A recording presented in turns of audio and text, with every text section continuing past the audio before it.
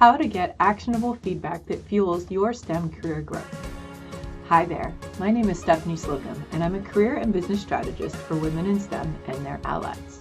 You're here probably because you already know feedback is important, and you're not getting the feedback that you need. And we've all been there. You go into that performance review and someone tells you you're just doing fine.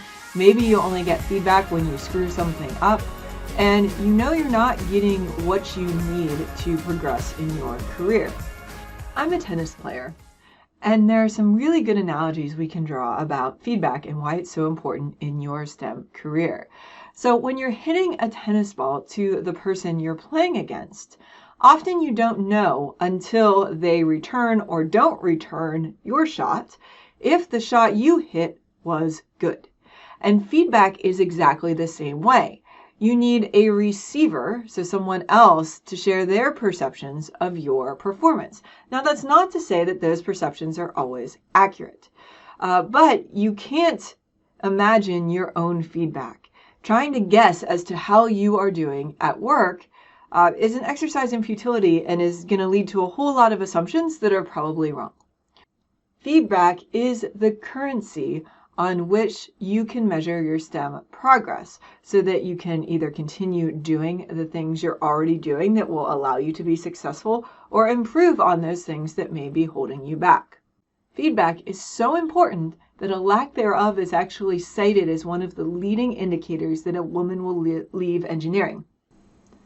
This leads us to wonder, why don't women get good feedback? Some of this comes from the fact that a lot of times an individual contributor is promoted to a manager because they were a phenomenal individual contributor, but they haven't gotten any management training. So to put this another way, a lot of managers haven't been trained in how to give good feedback.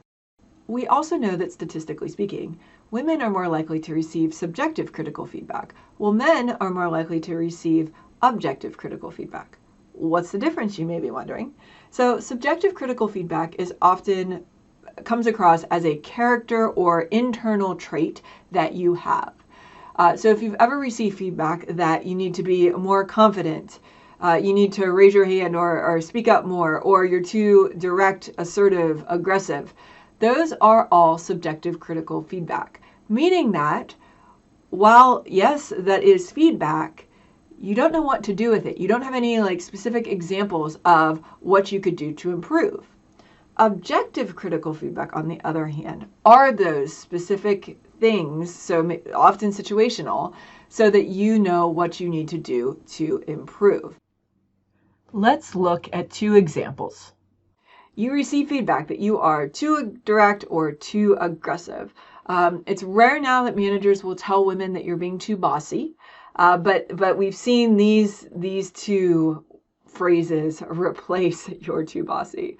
So the question is, what do you do? So your goal is to turn that subjective critical feedback into something actionable that you can do something with. So here is one phrase that you could use. You could say, "Thank you for that feedback. To help me understand better, can you give me a specific example of where I went wrong and what I should have specifically done differently?" Here's another example. Let's say, like many women in STEM, you are struggling to get any useful feedback at all. So for example, maybe in your latest performance review, you are told that you are doing fine. Just keep doing what you're doing. While it can feel good in the moment to hear that, chances are you are missing critical information that you can use to improve and accelerate your career progression faster. What do you do in this situation? Turn no feedback into useful feedback by asking for details. So for example, you could say, "Thank you for that feedback. To help me understand better, can you please share an example of something I already do well that you'd like to see more of? And an example of something I've done that I should do differently next time." You could even follow up with, "I'm always looking to improve and am particularly interested in things that you see me doing now that may hold me back from growth down the road." Here's a few more examples that you can use to get feedback if you're not getting it. And again, if you're struggling to get feedback, no, you are not alone.